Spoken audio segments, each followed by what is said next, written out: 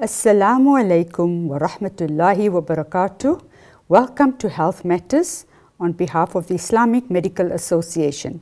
Tonight we have a special guest in studio, Erica Geerthsen. But before we speak more to Erica, who is an occupational therapist, we will begin with a tarbiyah. A'udhu billahi minash shaitanir rajim. Bismillahir rahmanir rahim. Charity and punishment.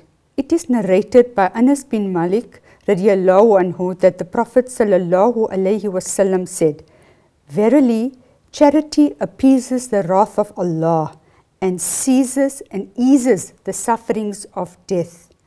Being a miser, Abu Huraira narrated that the Prophet, peace be upon him, said, "Every day 2 angels come down from heaven, and one of them says, 'O Allah, compensate every person who spends in your cause.' And the other angel says, 'O Allah, destroy every miser.'"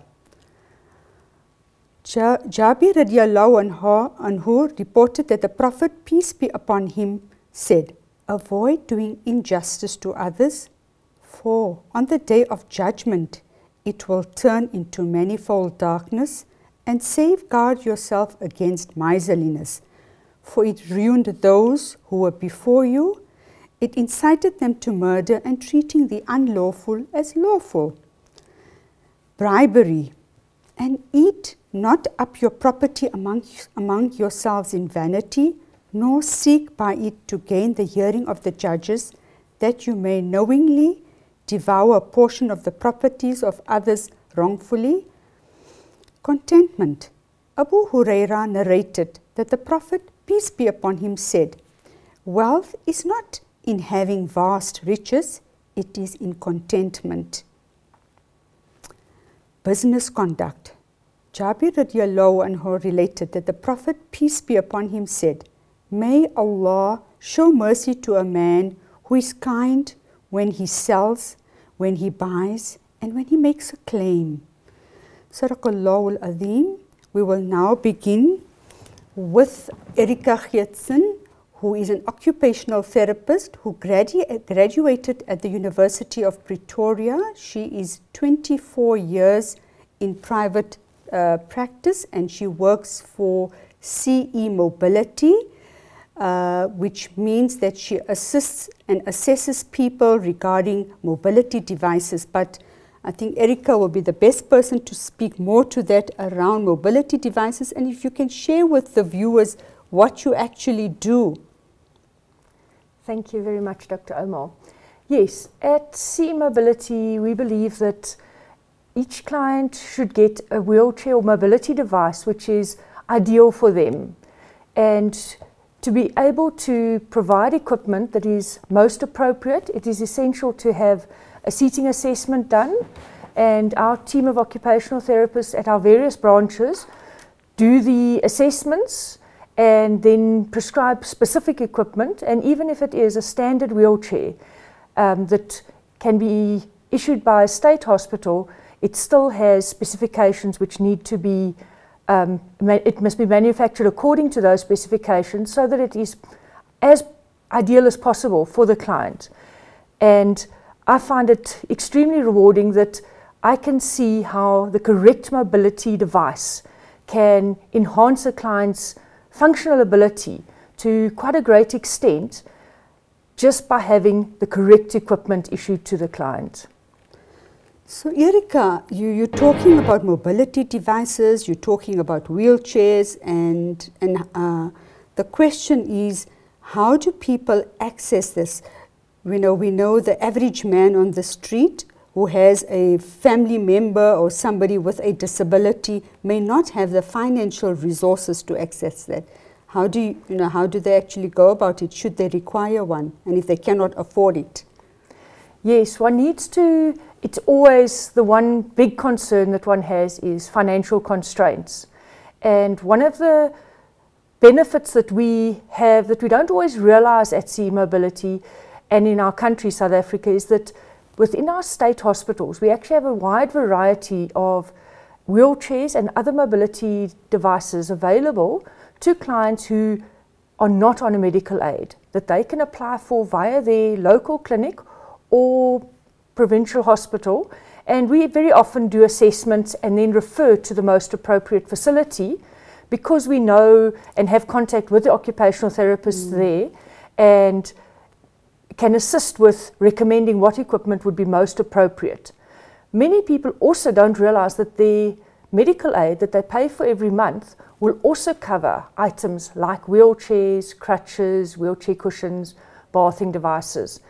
And very often we tell a client, but are you not on a medical aid? Have you not had, was it not a car accident that you covered by a road accident fund? And they sort of, oh, will they pay? So we do find very often that we're needing to also educate clients in how they can best access the funding that they require so that they can be as functional as possible.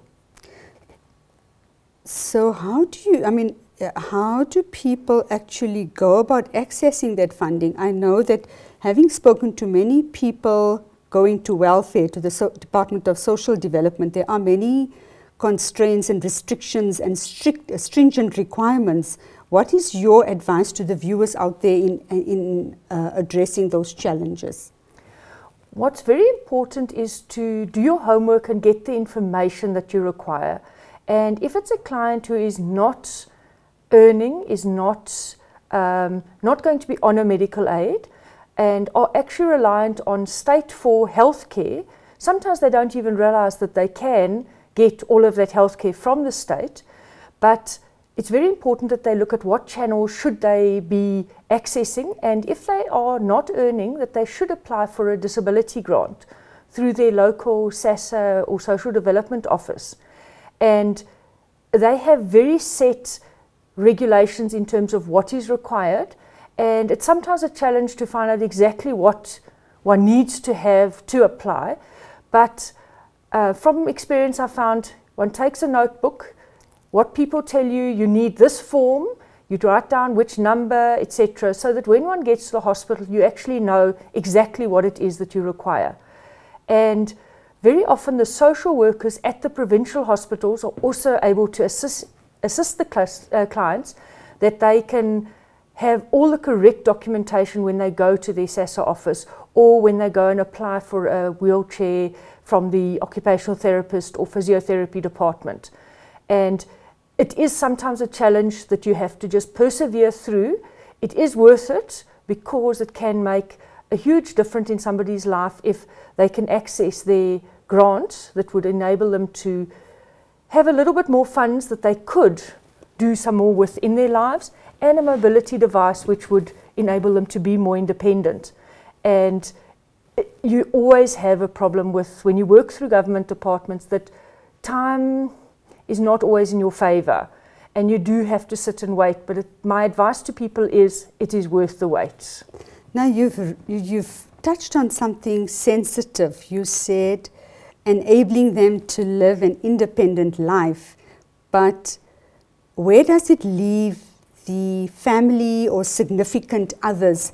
How do you engage with them? Do they have any role to play when you are providing a mobility device to the patient? We find that the family are very important. Where somebody has either from birth or has suffered a catastrophic injury which has had life-altering ramifications, we find that the family are the people who are going to stand by that person. And if we don't talk to the family as well as the client, the equipment that we supply is not worthwhile. I've really found it, especially with the children. I can go and see a child at one of the special schools, assess what they need, recommend.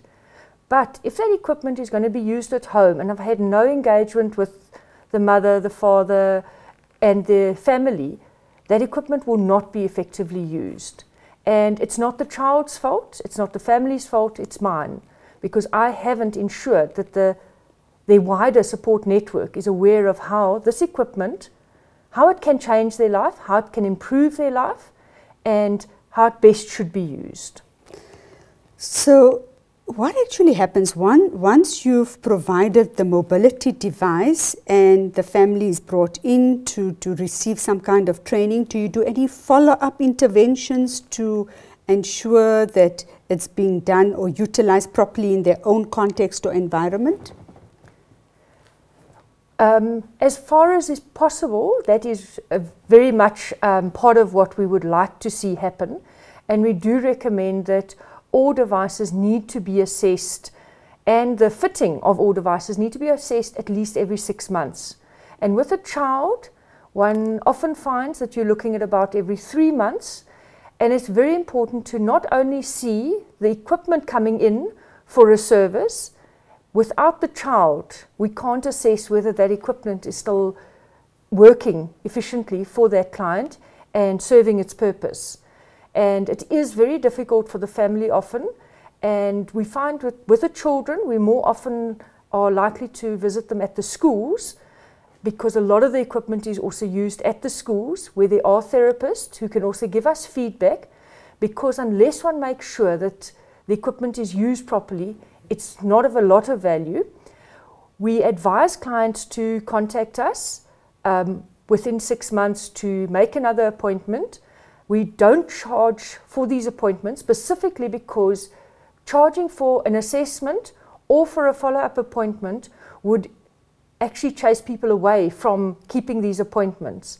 And they are so important that we can make sure that equipment is correctly used. So we have no charge for those, and often have telephonic interviews with the clients in between. Some of our more specialized cushions, we follow up after 1 week, after a month, because it is absolutely critical that pressure care devices are used correctly, especially where somebody has a life-threatening pressure sore. And we need to ensure that that equipment is actually doing what it should be doing and really assisting in the healing of that pressure sore. You said earlier on that it's life-altering, and we talked about persons with disabilities. And I said to you, it's pain and trauma that you deal with, and you said actually it's looking at the person beyond the disability. It's looking at what the person is able to do with that disability. Yes, I'm privileged to be an OT, and as an occupational therapist, our role is very much a role of figuring out exactly what abilities, what strengths the client has, and then we build up on those strengths and abilities to minimize the effect of the disability. So we're making sure that that which they have, that which they can do, we need to maximize that. And it is absolutely critical for our clients with disabilities to realize that, you know what, I have still got strengths. I'm actually worth something. I am still a person. So it's actually looking beyond the disability and the potential abilities that that person with a disability has. We'll take an ad break now, and on our return continue with mobilities.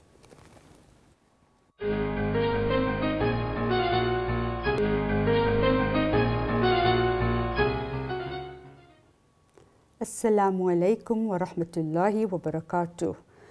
Welcome back to Health Matters. For those of you that have just joined us, we have in studio today Erica Geerthsen, who is actually an occupational therapist who works with mobility devices, assesses patients, and looks for the right device for patients. I'd like to just pick up on where we left off on altering situations for patients that are patients with disabilities. And you said one needs to look at beyond the disability, to actually look at the first person first and the disability thereafter. Erica. Yes, I've found that when one starts talking to clients who have disabilities, you start seeing who the person is, and by the way, they happen to use a wheelchair. And I have personal experience of this. I have a foster child who's been with me for 12 years, and she has a disability, but she's actually perfectly normal. She uses a wheelchair, but she's a pretty 14-year-old who is interested in fashion design and is a very normal person and intellectually able to cope with schoolwork as any other child in her grade. And I've had the privilege of really seeing firsthand what it's like to hear people's comments to somebody who has a disability, and also see how somebody can develop where you have the correct mobility equipment. Not always the correct, there's no one answer that's correct, but equipment that enables her to become the person who she can be. And one of the things that I really learned from her was, I always felt as an occupational therapist, anybody who could use their arms should use only a manual wheelchair. They definitely should not use a power wheelchair.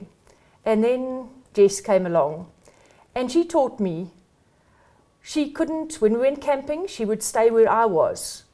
She didn't really interact with the other kids because they were running on the grass. And one weekend I had a demo wheelchair, and she said, "Oh, can't I use that?" I said, "Yeah, well, go ahead." It was a power chair. And that weekend I only saw her for meals. She ran with the other kids, she interacted, she was independent going down to the bathrooms, and I really saw that mobility equipment could make her one of the normal kids. She could actually interact in the same way that the other children could. And it really opened my eyes to realizing that make sure that you look beyond the disability. And we often have quite a dilemma. Medical aid will ask us, what sort of a wheelchair would we recommend for a paraplegic? And we say, there isn't a wheelchair for a paraplegic. We look at their lifestyle, where they're going to use the wheelchair, what work are they doing, what vehicle are they driving, are they using public transport, what terrain do they ride over, what are their interests, what is their age, are they studying, and then comes along, oh yes, and what is your diagnosis? Because it is a factor, but it's not the factor. The person is the most important factor in deciding what the equipment must enable that person to be who they are. It mustn't make them less so that they can fit into the wheelchair that we decide is right for a paraplegic. So Erica, you've worked with people that have, as you've described, your foster child going to school. It's mobilized her, empowered her, given her an opportunity to develop to her fullest potential. And people in the workplace, how do you assist people that have gone through traumatic injuries and become quadriplegics and then require mobility devices, but quadriplegics, any kind of input regarding quadriplegics? Yes, I have been absolutely dumbstruck by many of my clients and their abilities and their fight and their perseverance to manage in spite of incredible odds. They have very little movement in their upper limbs, but that does not stop them. They're working, they're self-driving, they're loading their wheelchair into their car. The challenge they give me is, I need a wheelchair that is light enough that I can load it into my car. And we then look, what options do we have? Because not all quadriplegics need a power chair. Some quadriplegics do. Some quadriplegics, that is what is going to enhance their quality of life, so they can move around independently. Other quadriplegics, we're looking at an ultralight wheelchair specifically set up for them so that we can utilize that small amount of movement that they have in their upper limbs, that we can use that to the maximum, and they can move around and work and live relatively independently, in spite of the fact that they actually have very little movement in their upper limbs. So we've talked about the quadriplegics. What about the elderly and the frail? Yes. As an OT, I had very little to do with elderly clients. And then when I came to CE Mobility, I found I had a lot more to do with elderly clients. And I first thought, okay, it's a walking stick or a walker, and that will be all that they need. And the more time I spent with elderly people, interacting with them, and also I have the privilege of having a father who's elderly and still very, very definitely cognitively able to function, and he's 85, and one does notice that the body starts having its limitations. And just seeing that these are people who can still do things, but their world is just coming in closer and closer and closer to them. It's becoming smaller as their physical body is just failing on them. And seeing how we could look at equipment, sometimes it's a walking stick to ensure that they're not going to fall. Sometimes it's a walker with a seat so that they can sit and relax for a bit in between. Often it is actually a scooter. A scooter it can make an elderly person's life open up again. They can move around very much more freely, not using so much energy, especially if it's somebody who lives in an old age home or a retirement village where many of the facilities that they need to interact with are actually within walking distance, but when you become too elderly, that walking distance feels like a hiking distance, not a walking distance. And we have a specific range of products that cater for our elderly clients because their needs are very specific. And very often we've got to be very careful to actually not dismiss somebody who's elderly and to realize that yes, they might be a little bit deaf, but take the time to listen to what they're saying and hear what their needs are as well. You talked about a scooter. If you can describe what is, it's not your regular scooter that people ride on. You could be more specific Yes. and descriptive. Mobility scooter is, it looks a little bit like a traditional scooter. It's often on 3 or 4 wheels, and one of the benefits is that it doesn't look like a wheelchair. It's a car seat and then it's got a handlebar, and wherever you turn the handlebar, that's where the scooter drives, which many of our elderly folk find very much easier to control than a joystick, because a joystick on a power chair is very sensitive. And our young generation are used to playing games on computers with joysticks, but many of our elderly clients are not as used to computers and joysticks and all the rest of it, so they find the scooter very much easier to handle. And as I say, because it doesn't look like a wheelchair, it often appeals to them.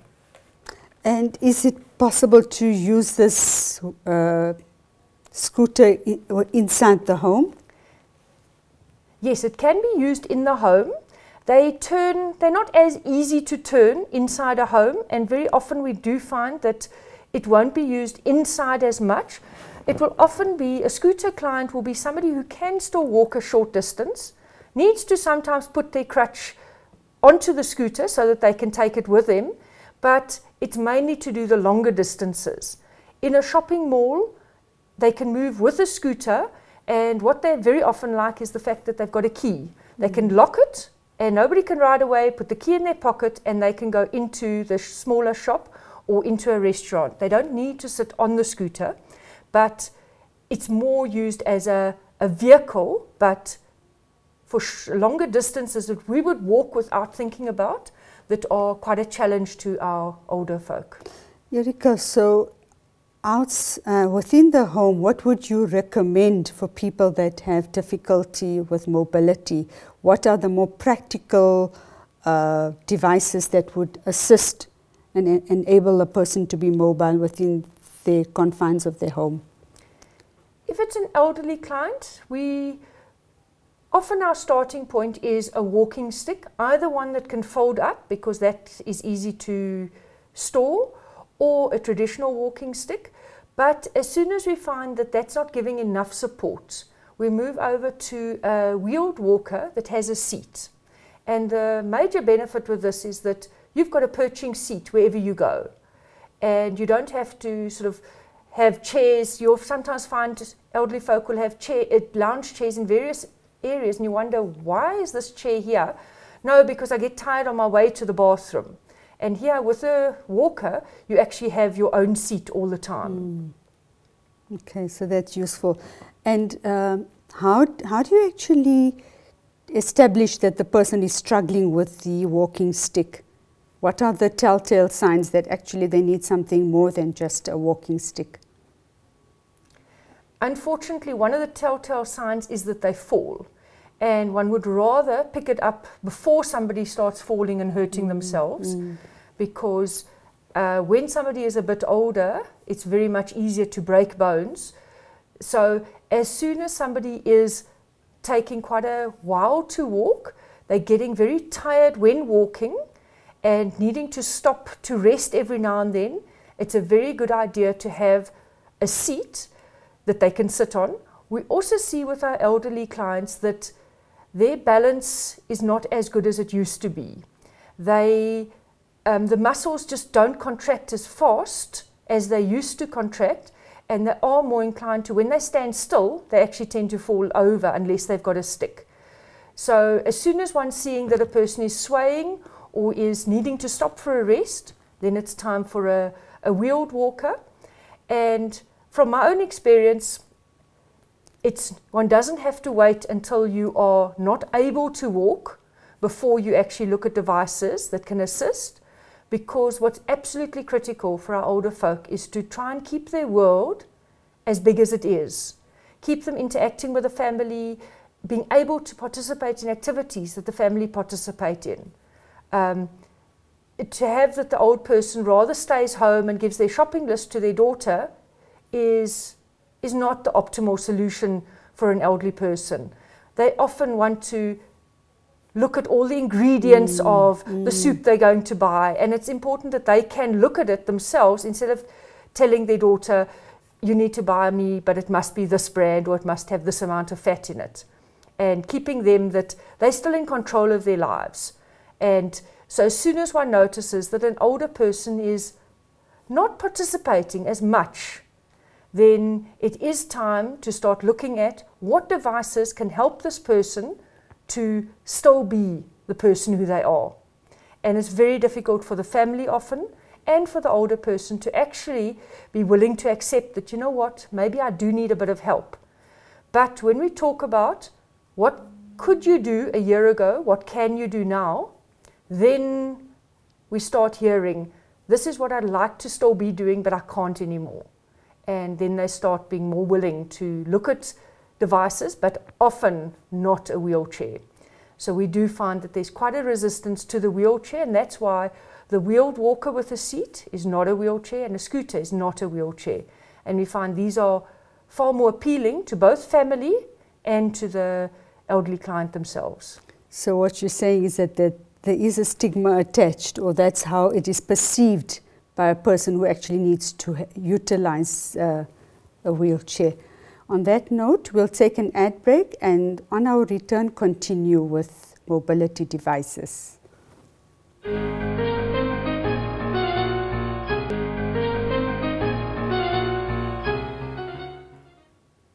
Assalamu alaikum wa rahmatullahi wa barakatuh. Welcome back to Health Matters. We have in studio tonight Erica Geerthsen, who is an occupational therapist, and her focus is on mobility devices. Erica, when we left off, you mentioned about wheelchairs and the stigma regarding the use of a wheelchair. Perhaps you can speak a little bit more to it, because often in my experience, what we've seen is that when a person addresses another person who is in a wheelchair, it's almost as if they are talking down to that person. It's as if it's another person there, somebody that's not on the same intellectual level. But perhaps you can elaborate on that more. Yes, we do. We see it with many of our clients that they are so resistant to move over to a wheelchair because they often see it as, firstly, defeat, and secondly, they see that they then become a second-class citizen. And neither of those two is true. But it's very important that the family is aware that until the person is ready to accept the mobility device, it doesn't need to be forced on them. It needs to be a decision from the person that this is what's going to help me on the next step of my journey, which is life. And we find it very important to chat about things, and we'll often talk, you'll talk to the client, you're busy assessing, but then you start chatting about something else because you want to bring home that this wheelchair is actually going to make them more of a person. It's not a defeat. It's actually going to enhance their life. And it's important to point out to people how it is going to enable them to do more. Many of our clients tell me about how people will talk to them or not talk to them, talk to the person who's with them because they're in a wheelchair. One of my friends told me that when she drinks a Coke in a a shopping centre, she always has to put her hand over the tin in case somebody puts money in it, because she's had that before, where she's had a Coke that she's bought ruined by somebody putting money in because they're thinking she's begging. And she works, she drives her own car, she's not a beggar, and she was absolutely horrified by this. And I've seen, with my foster child, I've seen her reaction is, she sees, people often stare at her, she's small, she's cute, she's in a wheelchair, and it's often in funky colours. Her one wheelchair has flashing lights on the wheels, the other one is purple. And she sees somebody staring at her, she just goes up to them and starts chatting. And they realise, oh, all right, no, actually, you're a normal kid. And by the time she's finished, she knows what animals they have, the names of the animals, their grandchildren, various things. And like any other kid, she will interact with people. And it's very important for our people with disabilities to educate this society one person at a time. Like the Lead SA campaign says, one person at a time, we need to make a difference. And if I can convince one person that a person in a wheelchair is a member of society just like you and I, that's one more person who understands. And it really is something that we need to continuously be informing our society that people in wheelchairs, it could be you or I, and it's often just that they just walk in a different way. But what you're saying also, is actually touches a sensitive chord, is that we in society tend to sympathize, ach sis toch, or shame, and that's very demeaning, patronizing and humiliating for the person in the using a mobility device. Can you share some of your experiences regarding that? Yes, I remember one of my clients, I issued him with a wheelchair. It was still when I was in the government hospital, standard government issue. And he came in for a checkup and his wheelchair was gold. He'd spray painted it. And I said, and now? He said, no. And I also noticed that his front wheels were hardly worn. And his wheelchair had been through a rough time. And I said to him, why, just explain a little bit here. He said, no, I decided I will make a statement. I ride on my back wheels. I've got a gold chair, and people say, wow, when they see me. They don't say, ach, shame. And he just didn't want to be an ach, shame. And there are so many people living that out today. When I go to shopping centres, I see people with disabilities climbing out of their car that they've driven there themselves. And I just hope society is noticing and seeing that there's nothing shame about them. One of my colleagues, her husband is competing overseas and he's doing incredibly well in wheelchair racing. And there's nothing shame about him.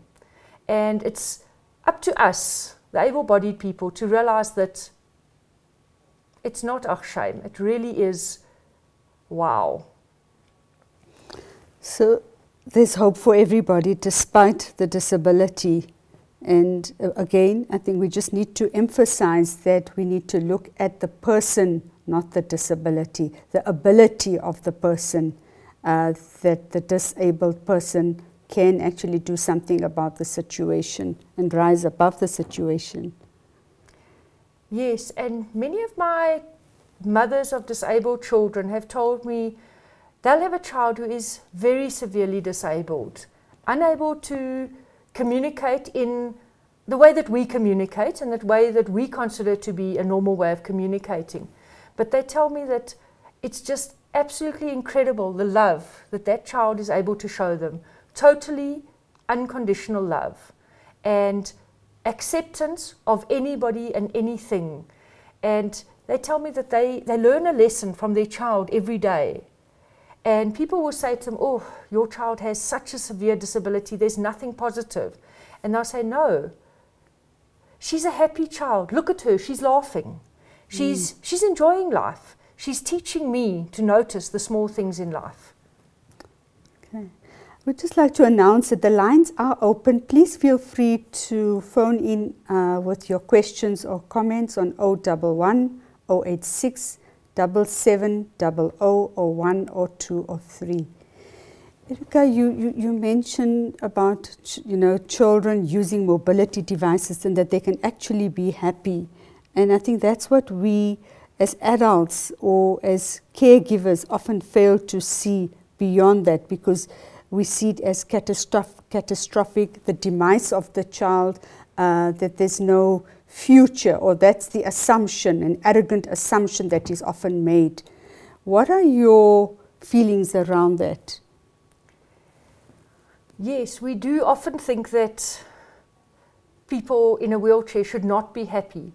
But what right have we got to say that somebody else shouldn't be happy? I've often had the comment when my daughter is playing on a jumping castle and really enjoying herself, or up on a jungle gym, and they say, but how can she be happy? And I say, she's a child. She's enjoying what she's doing. And very many of us actually go through life we'll go through days sometimes without experiencing happiness. And it's important that every single person, disabled or not, needs to see that small things in life can make you happy. And there's no reason why a person in a wheelchair will necessarily be an unhappy person. Somebody walking could be much unhappier than they are. Now the concern is that accessing these mobility devices, I know, as we've talked about it earlier, that it requires a rigorous procedure, and there are specific documents that people need to make available to the Department of Social Development for accessing grants and accessing this kind of mobility devices. Can you perhaps break it down so that people know that they need to actually prepare? If they're not in possession of those documents, they need to actually access those documents before they go out and make an application for these mobility devices. Unfortunately, it is often a rigorous process, as you say, to access the services. And part of the reason for this rigorous process is to ensure that the correct people benefit. Because it would be terrible that people would be benefiting, and it does often happen. It's why there are more and more regulations, is because people benefit from grants, from devices, from wheelchairs, who don't actually qualify for one, and it's not really an item that they require. And what is very important is to actually see the social workers at the provincial hospital, because for each and every application there are different requirements. But very often the same requirements as you have for opening a hospital file, your birth certificate and your ID is very often the most important document, but there are always supporting documents that they require. And the reason for that is, unfortunately, because people have in the past misused the system, and they've just put in more and more checks and balances. And so that they can continue to have these services, we, the public, need to comply with these checks and balances so that the right people get the equipment and get the grants. And there are no shortcuts. It is a long process, but as I say, it is worthwhile to persevere, because it can make a difference to somebody's life. So, of course, the rule of thumb is firstly to gather all the relevant and necessary information and persevere, as you've said. Erica, what, take-home messages would you like to give viewers out there? What is it that they need to look out for, just practical stuff regarding mobility devices? An expensive device is not always the best device, and in fact, very often I've seen that something that you spend a lot of money on, it needs to be spent wisely, otherwise it is not worth that amount of money. And very important to do your homework. Ensure that the equipment you're going to get is going to enhance the person's life. It's going to maximize their abilities so that their disability is minimized. And unless we do all our homework and make sure that we've got the correct equipment, we end up with a garage and a dining room and a lounge and everything full of equipment that we're not going to use. And I know many clients who do have lots of equipment that they've bought thinking it would help, and it hasn't helped. So doing one's homework is absolutely critical to get the right equipment for that individual, and remembering that each person is different. You and I are different.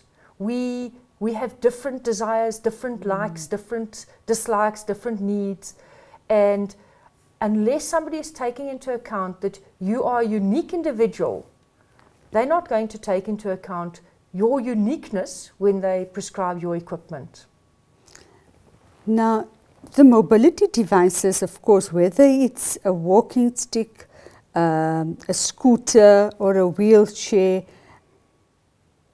it would require specific surfaces, because in order to maximize movement within the context of the home or even outside, it requires maneuvering or ramps being installed. Do you actually go out and advise beforehand? Do you actually visit the home environment to ensure that, of course, what is required of that mobility device is installed beforehand? The terrain that somebody's going to use the wheelchair, whether that terrain is a flight of steps, one step, or an uneven surface outside, is all very important. And ideally, one would want to assess every person in their home and work environment to ensure optimal allocation of equipment. Unfortunately, that's not always possible, and what we tend to do is actually empower the clients, telling them what sort of things make their world more accessible, so that not only in their home today, but for the rest of their lives, they've actually got the knowledge on, this is what I must look at. Can my mobility device can I fit into the toilet with the door shutting? Because it's important to have privacy. Or do I need to move the door, relatively inexpensive build, to move the door to swing towards the outside? What should I do if I've got steps? How should I look at building a ramp or accessing materials to build a ramp? And we find that if we educate and empower the family and the client, they then can take responsibility for it, not only for that event when they get that equipment, but wheelchairs are generally not a short-term thing. For the rest of their lives, they've actually been empowered to be able to critically look at the environment and make the relevant changes. Okay. We'll now take an ad break and continue in the last segment with Health Matters.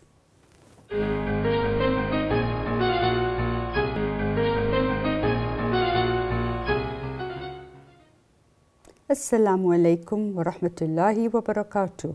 Welcome back to Health Matters. It's the last segment on mobility devices with Erica Geerthsen, an occupational therapist working for CE Mobility.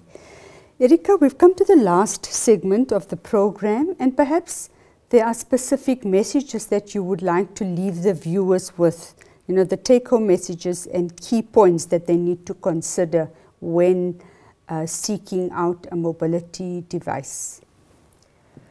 Yes, in our context in South Africa, it's very important to look at not only where the person lives, also where they work and where their family live, because very often we find that clients move between very different worlds, and they've often got a foot in each world.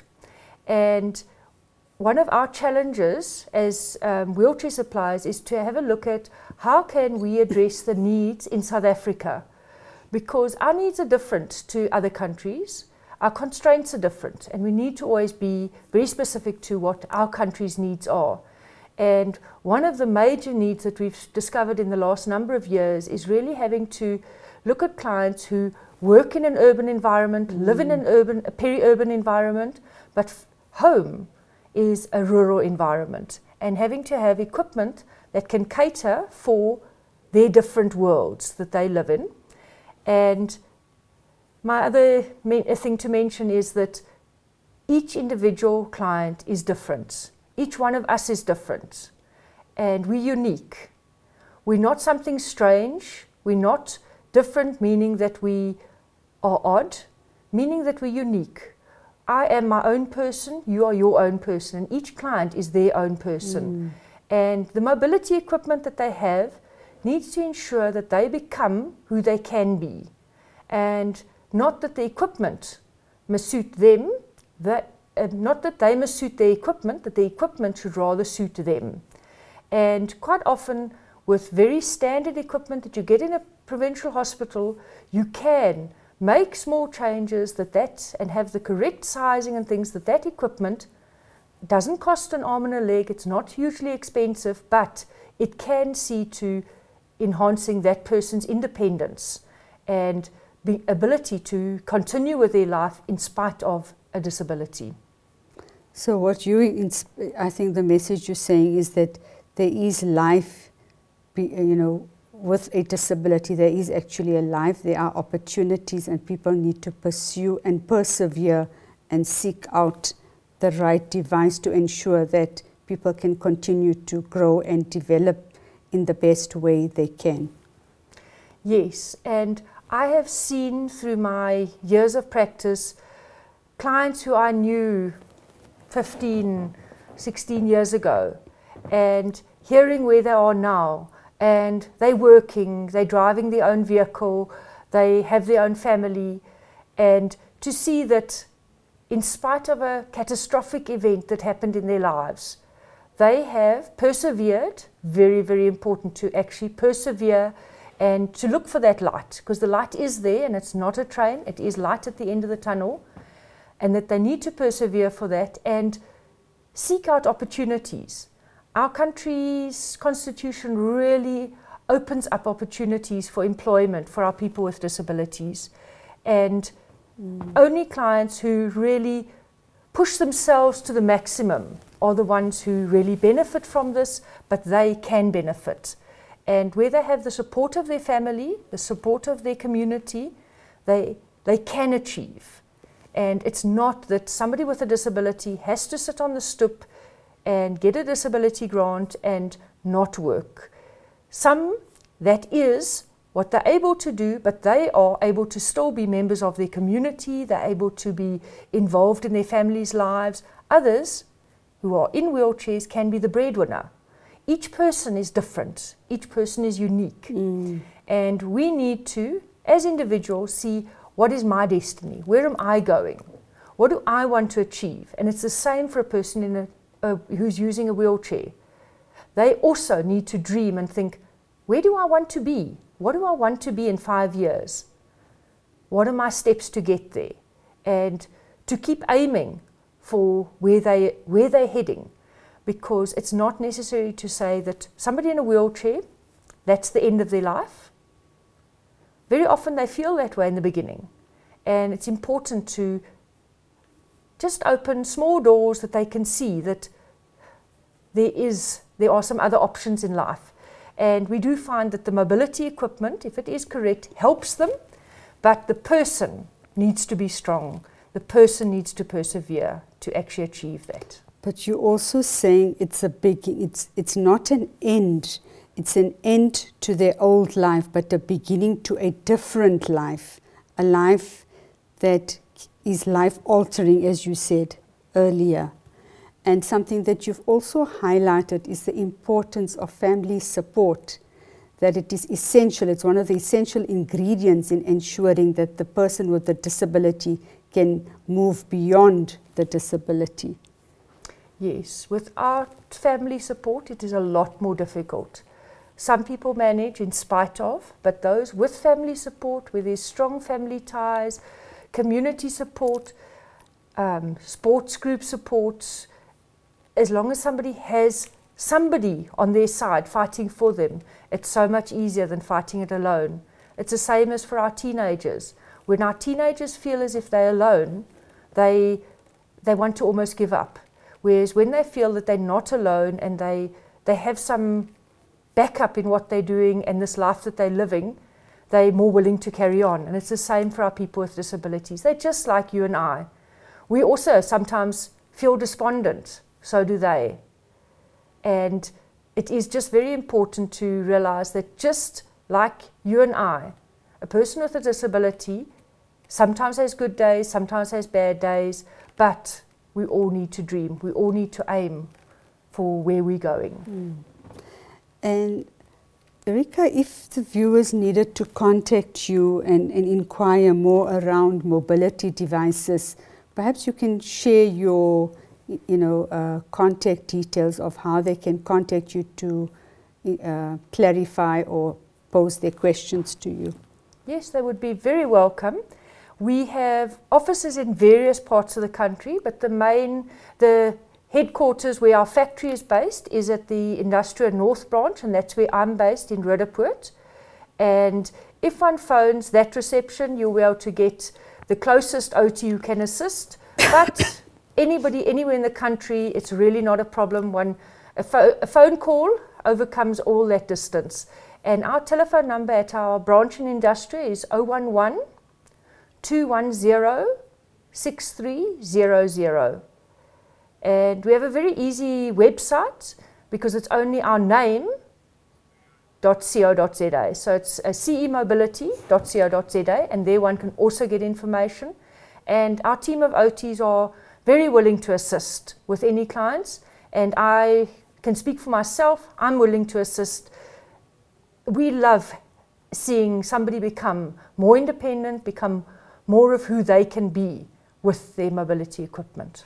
Okay, I think in wrapping up, all we can say is that let's look at the person beyond the disability. There's a real person with real feelings, and that one can provide some kind of support to create a life-altering situation and ensure that this person is mobilized with using mobility devices. On that note, I'd like to end with the holy verse, a verse from the Holy Quran. أعوذ بالله من الشيطان الرجيم بسم الله الرحمن الرحيم والأسر إن الإنسان لفي خسر إلا الذين آمنوا وعملوا الصالحات وتواصوا بالحق وتواصوا بالصبر صدق الله العظيم. Until next week, we will continue with health matters. Shukran dalilan. Thank you, Erica. Thank you very much.